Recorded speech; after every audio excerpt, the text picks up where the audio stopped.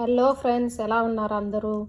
ఈరోజు వీడియోలో mango rice ఎలా చేయాలో చూపిస్తున్నాను. మ్యాంగో రైస్కి కాంబినేషన్లో పొటాటో ఫ్రై చేసినాను. Mango rice potato fry combination చాలా బాగుంటుంది.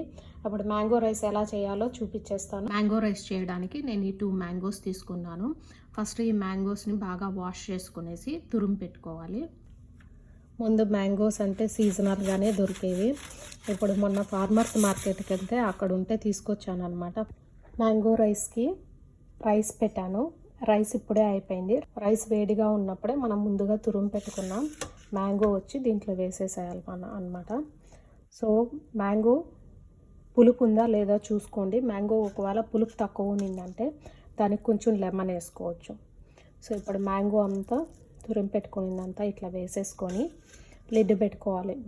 రైస్ వేడిగా ఉన్నప్పుడు మ్యాంగో వేసుకున్నామంటే మ్యాంగో ఫ్లేవర్ అనేది రైస్కి బాగా పడుతుందన్నమాట. లిడ్ పెట్టేసేయండి.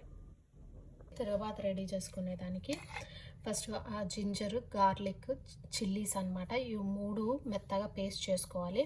చిల్లీస్ కొంచెం తక్కువ వేసుకోండి, ఎందుకంటే తిరుగుబాతులో మనము డ్రై చిల్లీస్ కూడా వేస్తాం కాబట్టి. ఈ పచ్చిమిరపకాయలు కొంచెం తక్కువ వేసుకొని స్టవ్ ఆన్ చేసుకొని ఒక కడాయి పెట్టుకోవాలి.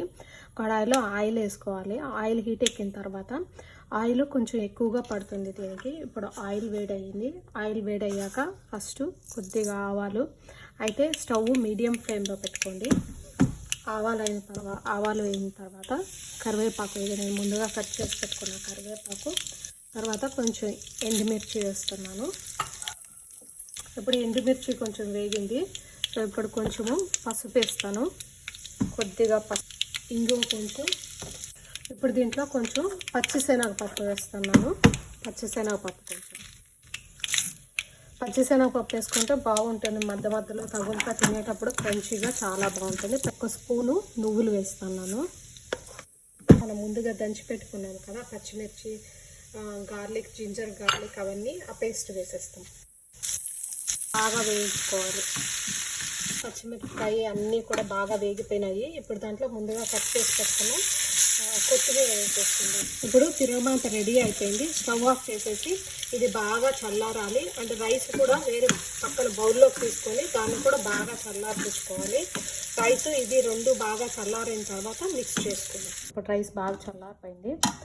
తిరుగుబాత దీంట్లో వేసేస్తాం. ఒకవేళ మీకు మ్యాంగో పులుపు తక్కువ ఉండాలి అనిపించిందంటే కొద్దిగా లెమన్ జ్యూస్ చేసుకోండి. చూసారా, ఎమ్మీగా మ్యాంగో రైస్ రెడీ అయిపోయింది. మీరు కూడా తప్పకుండా ట్రై చేయండి, చాలా బాగుంటుంది. మీకు కూడా ఖచ్చితంగా నచ్చుతుంది.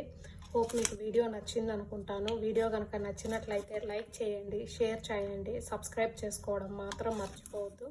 మళ్ళీ ఒక మంచి రెసిపీతో మళ్ళీ కలుద్దాం. Bye friends.